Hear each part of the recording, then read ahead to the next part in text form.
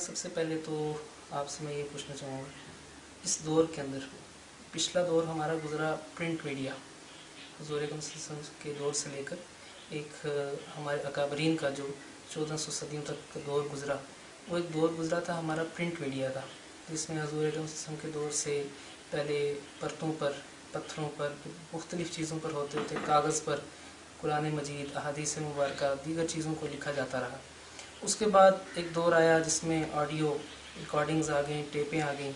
اس کے بعد اب یہ دور پچھلے عرصے سے 10-20 سال سے اس کو الیکٹرانک میڈیا کا دور کہا جاتا ہے، جس میں ویڈیو کیمرے ہیں اور دیگر چیزیں ہیں، ٹیلی ویژن ہیں، انٹرنیٹ، خصوصاً اس دور کے اندر جو میڈیا کے ذرائع ہیں وہ زیادہ ہیں۔ تو اس دور کے اندر میڈیا کی ضرورت اور اہمیت اسلام کے حوالے سے، ہم مسلمانوں کے حوالے سے وہ کیا ضرورت اور اہمیت ہے، اس میں کیا مسلمانوں کو کرنا چاہیے اور میڈیا کی کیا اہمیت ہے، اور ہمیں اس حوالے سے مسلمانوں کو کیا کنٹریبیوٹ کرنا چاہیے؟ بسم اللہ الرحمن الرحیم۔ متین صاحب، جو بات آپ نے ارشاد فرمائی اس کے سلسلے میں عرض یہ ہے کہ اسلام دین اپنی حقیقت کے اعتبار سے حضرات انبیاء علیہ السلام میں ایک ہی رہا ہے، اور عقائد اور اخلاقیات میں تمام انبیاء علیہ السلام متفق ہی رہے ہیں، اور دین کا تیسرا شعبہ جو عبادات کے متعلق ہے اس میں گاہے گاہے تبدیلیاں ہوتی رہی ہیں۔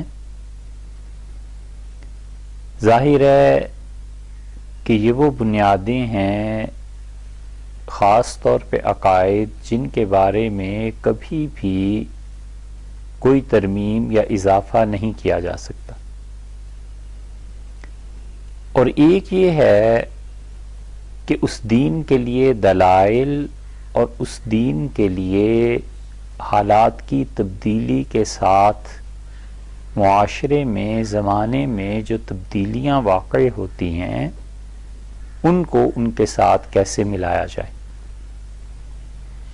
تو یہ چیزیں ہر دور میں بدلتی رہی ہیں۔ حضرات صحابہ کرام رضی اللہ عنہم کو کوئی ضرورت نہیں تھی کہ کوئی ان کے سامنے یہ عقلی مباحث کرے کہ اللہ تعالیٰ کی توحید کیا ہے۔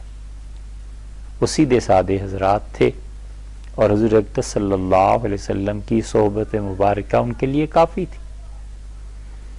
جب فلسفے کا ابتدائی دور اسلام میں آیا تو اس وقت علم کلام کی ضرورت پیش آئی۔ اب علم کلام کو جب ہم دیکھتے ہیں تو اس سے بالکل آغاز میں ایسی نفرت تھی کہ امام شافعی رحمۃ اللہ علیہ فرماتے تھے کہ جس قبیلے میں علم کلام کے لوگ مل جائیں ان کو جوتوں سے مارو۔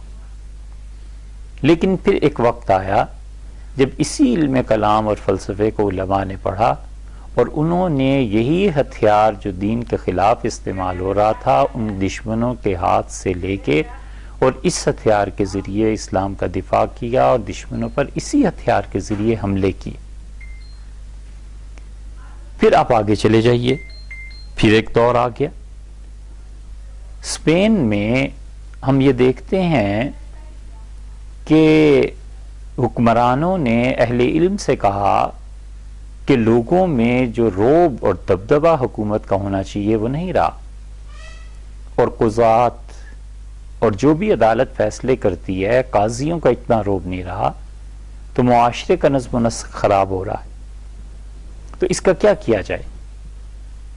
تو آپ اچھی طرح جانتے ہیں کہ مجسمہ سازی اسلام میں ہمیشہ حرام رہی۔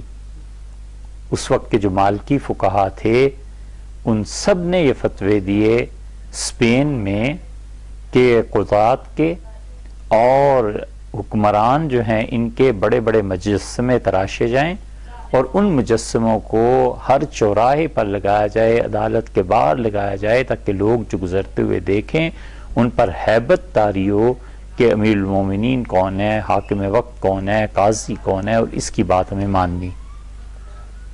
انہوں نے فتوے دیے۔ اور اس پہ ہم نے ایک مضمون بھی لکھا ہے جسے آپ پڑھ سکتے ہیں اور اس میں حوالے بھی دے سکتے ہیں. ہم نے اس کے آخر پر بھی یہی علمی بات کی ہے کہ ہمیں علماء کرام کی خدمت میں، مفتیان دین متین کی خدمت میں یہ عرض کرنا تھا کہ وہ جو مجسمہ سازی اس وقت علماء نے جائز قرار دی تھی، اس کی آخر وجہ کیا تھی؟ وقت بدل گیا، حالات بدل گئے، تقاضے بدل گئے.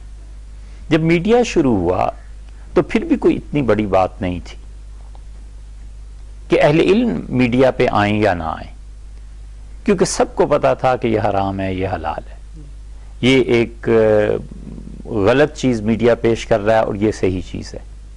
اس وقت تک بات اتنی گمبھیر نہیں تھی. گمبھیر اس وقت زیادہ ہوئی ہے جب دین کے نام پر لوگ میڈیا میں آنے لگے ہیں اور دین ہی کے نام پر بے دینی پھیلانے لگے ہیں. اب ہمارا واسطہ صرف کفر سے نہیں رہا کہ کفر اور اسلام دونوں الگ الگ تھے، میڈیا میں بھی بالکل الگ تھے. اب ہمارا واسطہ کفر کے ساتھ ساتھ ان منافقین سے بھی پڑ گیا ہے جو دین کا نام لے کر دین ہی کے نام پہ عقائد، اعمال، اخلاقیات، ہر چیز کو تباہ کرنے پر تلے ہوئے، اور وہ چاہتے ہیں کہ اس طرح دین کے نام پر، دین ہی کا نام لے کے مسلمانوں کو گمراہ کریں. تو اب اس کے لیے یہ ضروری ہے کہ علماء کرام میڈیا کو اپنائیں اور اسی ہتھیار سے لے کے، ان کے ہاتھ سے لے کے، اور دین کا دفاع کرے اور اسلام کو پھیلا. لیکن علماء کا بھی اس حوالے سے یہ کہنا ہے کہ کسی غلط چیز کو، غیر شرعی چیز کو آپ اسلام کی تبلیغ کے لیے استعمال نہیں کر سکتے. جیسے کہ وہ کچھ مثالیں دیتے ہیں کہ کیونکہ بہت سارے لوگ چوری اس لیے کریں کہ دولت مندوں کی دولت لوٹ کے وہ غریبوں میں بانٹتے ہیں. تو یہ وہی فلسفہ ہوا کہ آپ کام تو اچھا کر رہے ہیں لیکن آپ طریقہ غلط اختیار کر رہے ہیں. تو اس کا کیا؟ ایسے نہیں ہے بھائی. جن علماء کرام کا یہ موقف ہے ان کی رائے سر آنکھوں پہ، لیکن دوسری طرف بھی علماء کرام ہیں، ان کی بھی رائے ہے، جن میں سے ہم جیسے لوگ بھی شامل ہیں. تو اس میں لڑائی جھگڑے کی کیا بات ہے؟ صرف یہ کہنا چاہیے کہ علماء امت کی آراء اس مسئلے میں مختلف ہیں. کچھ حضرات ہیں جس کو درست نہیں سمجھتے، ان کے پاس بھی دلائل ہیں، اور کچھ ہیں جو درست سمجھتے ہیں، ان کے پاس بھی دلائل ہیں. ہر کوئی اپنا اپنا کام کرتا رہے. تو عام عوام جو ہیں، جب دیکھیں ہم فقہ حنفی کے پیروکار ہیں، اب فقہ حنفی میں اب اس وقت کچھ علماء اس کے حق میں ہیں، میڈیا کے حق میں، ویڈیو کے حق میں، کچھ اس کی مخالفت میں ہیں. تو اب ایک ہی فقہ کے اندر دو مسائل میں دو مختلف راہیں جاری ہیں. تو عوام اس میں کیا فیصلہ کریں گے؟ وہ کیسے سمجھیں گے کہ کون ٹھیک ہے، کون غلط ہے، کس کو ماننا چاہیے اور کس کو نہیں ماننا چاہیے؟ ہم ایک چھوٹا سا قصہ آپ کو سنائیں. مسلمانوں کی حکومت جب ہندوستان میں ختم ہوئی تو نوٹ نیا جاری ہوا. اس سے پہلے مسلمان سونے اور چاندی کے سکوں کے عادی تھے، اور جب نوٹ جاری ہوا تو علماء کرام میں یہ بہت مباحث ہوئیں کہ نوٹ جو ہے اس کی حیثیت کیا ہے، اور کیا اس پر زکوٰۃ ہو جائے گی، اس کے ذریعے جو زکوٰۃ نافذ کریں گے، دیں گے کسی کو، وہ ہو جائے گی. بہت سے فقہی سوالات اٹھے، اور الحمدللہ اس وقت کے علماء کرام بھی غافل نہیں تھے. ایک نئی چیز آئی تھی، انہیں ان مسائل کا حل تلاش کرنا تھا.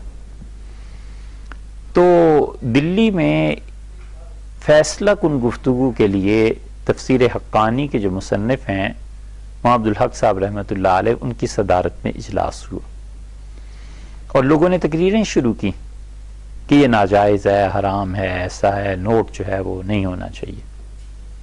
تھوڑی دیر کے بعد مولانا نے پوچھا میزبان سے کہ کیا کھانا آ گیا؟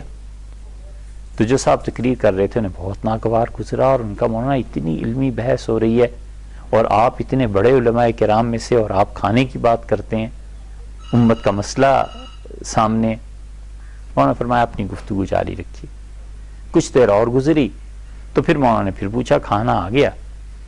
تو انہوں نے پھر یہی کہا. لوگوں نے کہ حضرت آپ کھانے کی گفتگو کرتے ہیں، ہم آپ کو بتاتے ہیں کہ نوٹ کا مسئلہ، اس پہ بحث ہونی چاہیے. آخر تھوڑی دیر بعد پھر مولانا نے جب کھانا آ گیا تو سب سے کہا کہ آئیے اور کھانا کھائیے. تو لوگوں نے کہا مولانا کوئی فیصلہ، کچھ چیز؟ تو مولانا فرمانے لگے میاں کھانا کھاؤ چپ کر کے اور اپنے گھروں کو واپس جاؤ، ہم کچھ بھی کر لیں نوٹ چل کے رہے گا. بجائے اس کے کہ ہم عوام کو کہیں کہ ادھر آؤ یا ادھر آؤ، عوام پہ اسے چھوڑ دیجیے، ہم اپنی اپنی رائے بیان کر دیں کہ ہم اسے درست سمجھتے ہیں، دوسرے علماء کرام اسے غیر درست سمجھتے ہیں، یہ سارا بحث مباحثہ چند سالوں میں ختم ہو جائے گا، اور میڈیا، الیکٹرانک پرنٹ یہ غالب آ کر رہے گا، کوئی نہیں اسے روک سکتا۔ بہت شکریہ، شکریہ، السلام۔